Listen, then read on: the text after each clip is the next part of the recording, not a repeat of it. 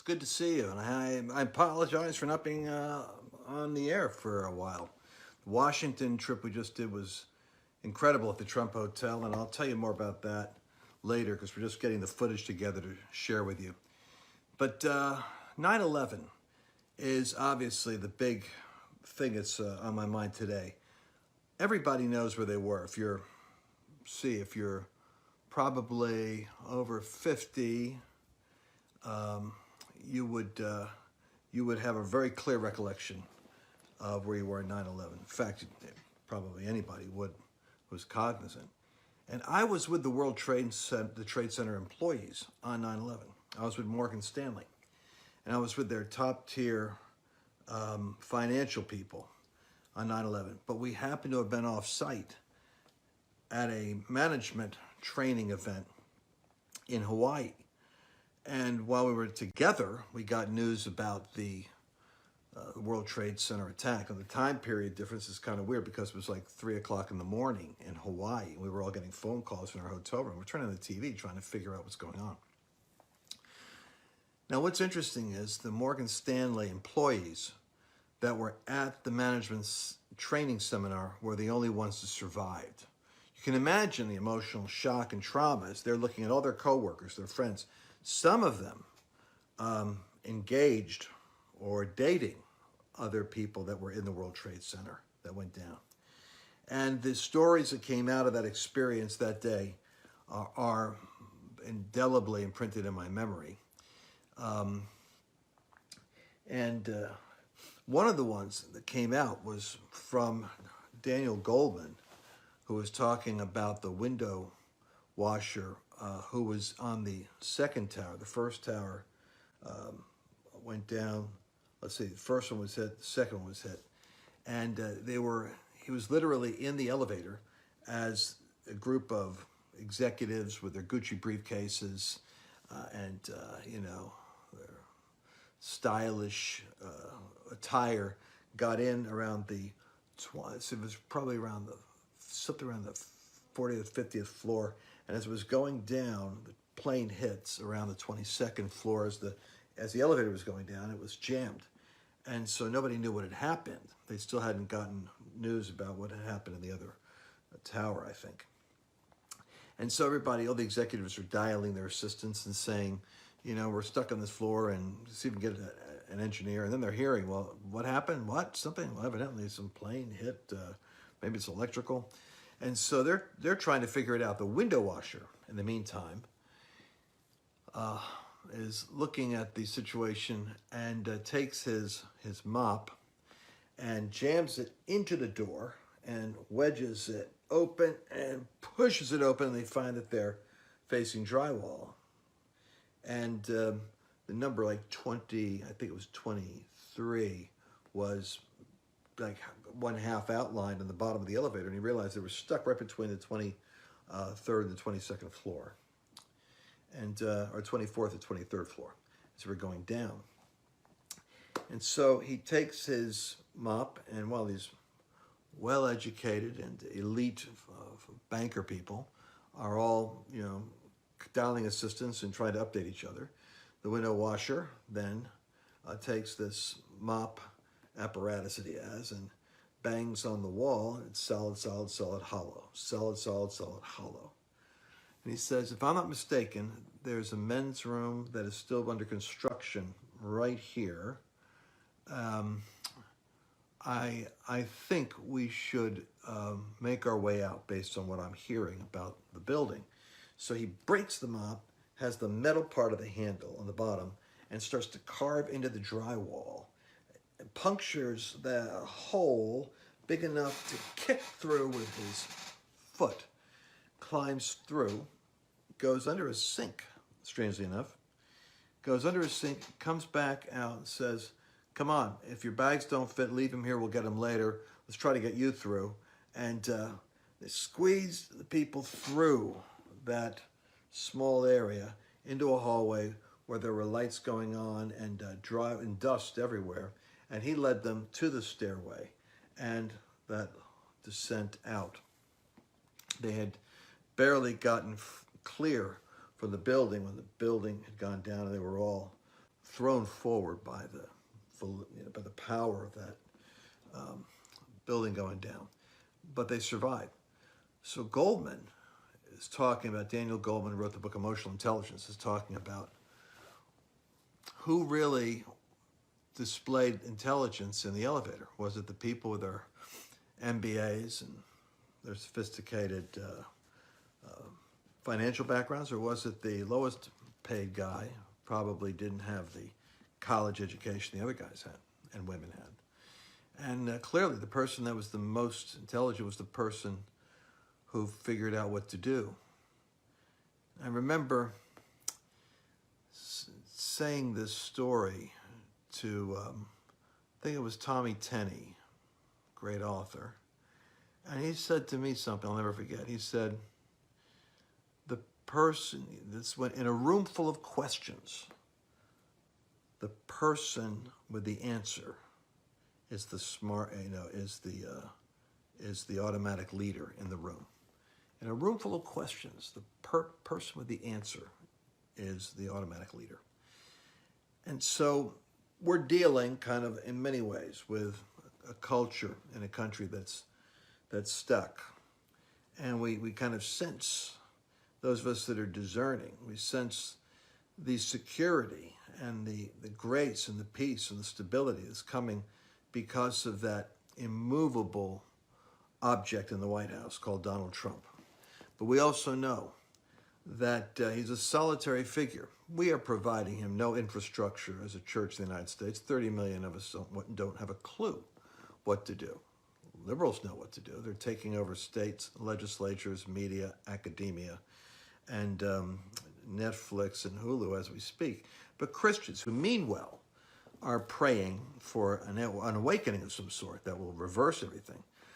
I'm not quite sure what we think the awakening is going to reverse, because those institutions, those influences, those places still have to be occupied, and they still have to be occupied by people who are competent enough, gifted enough, and capable of making movies, doing journalism, practicing tortious law, and doing all those things that the left does so well.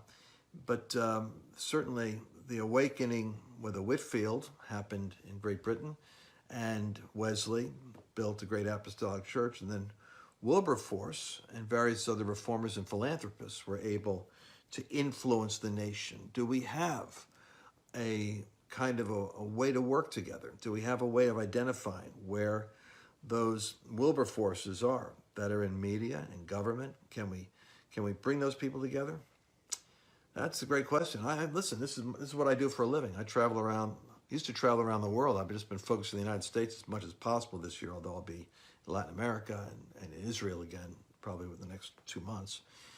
But I could tell you that there's several groups that don't even know each other's existence. And they're all attempting something great to change America. But like that window washer, I think we have to have the emotional intelligence to work with the tools we have in our hand and get ourselves out of the situation that we're in. And how in the world are we going to do that? We're going to have to learn how to exercise power.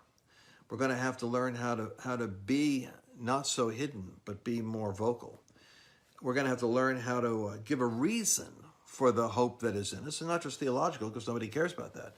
Just give a reason for your belief system, where they're saying a man can be a gender fluid individual. He could be a boy or a girl or a boy.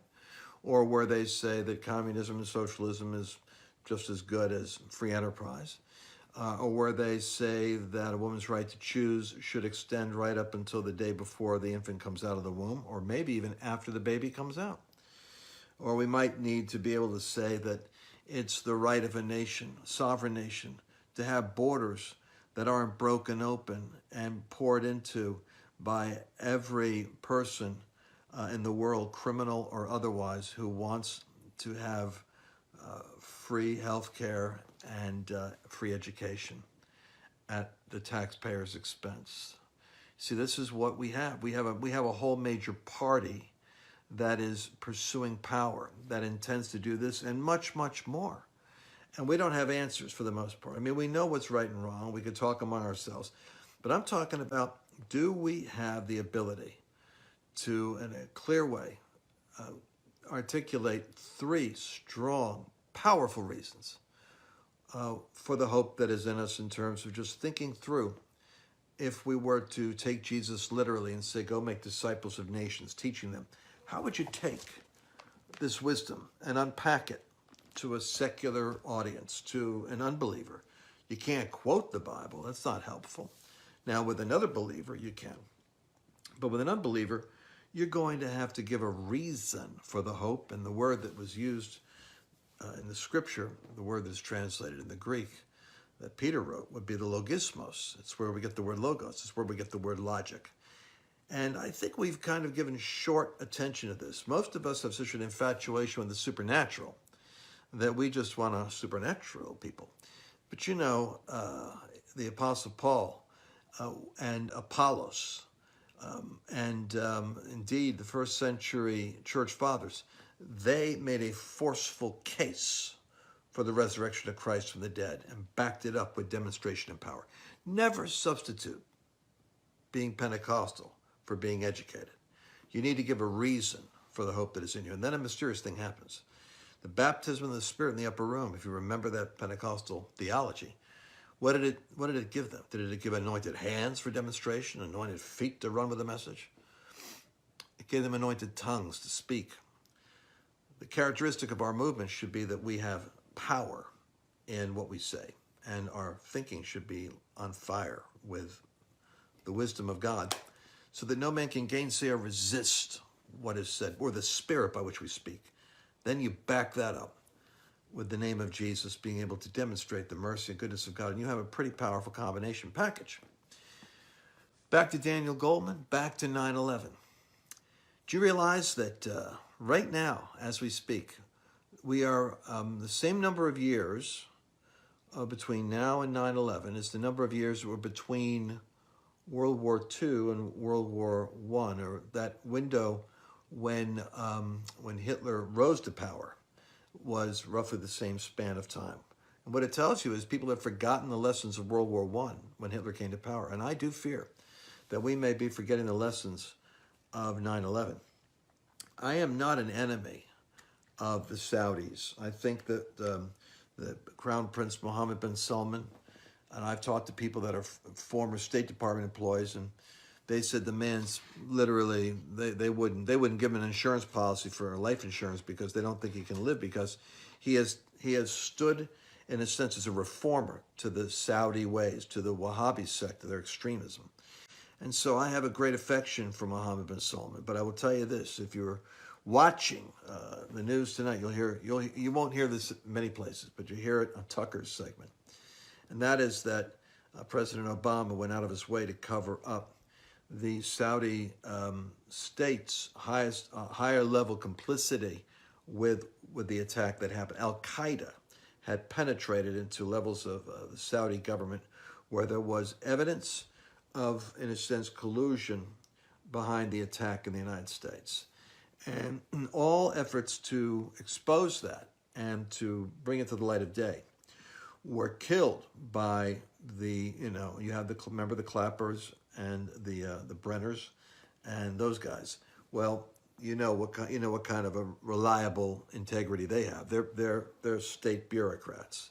They remind me of the people that ran Treadstone when you watch Jason Bourne. They've got that kind of look. They're like so devious. Well, they made it impossible for the truth to come out under President Obama, so that no one knew the relationship between the Saudi government and Al-Qaeda and 9/11. They never put those three things together. And the reason why was because President Obama needed Saudi support for the Iran deal. And he was using that as leverage. And he wanted to keep our relationship with Saudi Arabia in such a way that he could court their sanction and support with his bad deal with Iran, of all the stupid things, to give nuclear weapons to a terrorist state that's bent on the destruction of Israel and the United States. Talk about a knucklehead thing, which the liberal press will never expose. But these things are all facts. And the amnesia that happened between World War I and World War II is what is possible today, and not in terms of being adversarial with Saudi Arabia. I've already given you my thoughts on bin Salman. It's because Americans in general don't recognize that Donald Trump is the sole reason why you're not seeing greater, more impudent manifestations of terrorism. I mean, you see North Korea, and sometimes Kim Jong-il in a fit shoots off a rocket into a parking lot somewhere in the ocean, and he's not aiming at targets that are going to be antagonizing the United States. He's taunting Japan. But you see, that's Donald Trump, because of the grace of God, the Spirit of God, and the prayers of the saints. Let's put everything in perspective. It is, so far, we've been able to hold something in tension. And the world order, the global order, is held and arrested, so to speak, because of the Spirit of God and it's the grace of God on the United States through Donald Trump, holding this order in check. Nobody wants to pick a fight with Trump. Nobody can really predict what he's capable of. That's the genius of the guy. Nobody really wants to draw the short straw on doing the strike against the United States while he's president. Especially if he's having a bad day with his ratings. Oh, God, help the world ruler, who becomes an object for him to throw a punch at if he's mad at something and needs to throw the shoe at the dog. So there's this particular moment. But what's sad and what is frustrating is that we are not moving forward. The church is kind of like, it's like the walls of Jericho have gone down flat. And we're so used to marching around, singing, proclaiming, doing intercession, that the moment we get what we want, we don't know what the heck to do. Tell me that isn't true. You know I'm right. So I commend Andrew Womack. I'm going to be with him Friday night. I want all of you to come down there. Go check out Andrew Womack, Charis Bible College. We're meeting with state legislators. I think Mike Huckabee's going to be there. I'm going to do the opening address. And we're going to be talking about, at least I'm going to be talking about, how the left discipled America while the church was looking for a revival. How it took over our children so that they've been pro-LGBT'd. They've lost their confidence in America and who America is. They're not sure about patriotism. They think that the police are at fault for problems. And I'm telling you, this is the disastrous job that education's done, discipling your sons and daughters at taxpayer expense and really propagandizing them. And we're going to have to really, part of this awakening is going to have to be not just the thing with so many churches and Bible schools which are blowing and going is they're not really grounded necessarily in truths that are relevant to the battle of culture. They're grounded in truths that have to do with heavenly identity, the Spirit of God, the kingdom, and the supernatural. We've got to add to that an understanding of the fundamental principles that make for a free nation, or we'll lose those freedoms. We'll lose them. And so we have to steward and guard what God has given us. It says in Proverbs 25 that a man without self-control is like a city without walls, broken into and plundered. America and its debt and its borders and its morality and listen, I don't have to give you guys a lecture. We're on the same team here. The walls are broken down. And we wouldn't even know how to call a man or a woman, and pretty soon it'll be a hate crime to call a man if he says he's a woman. So the walls are down. We don't even know what reality is.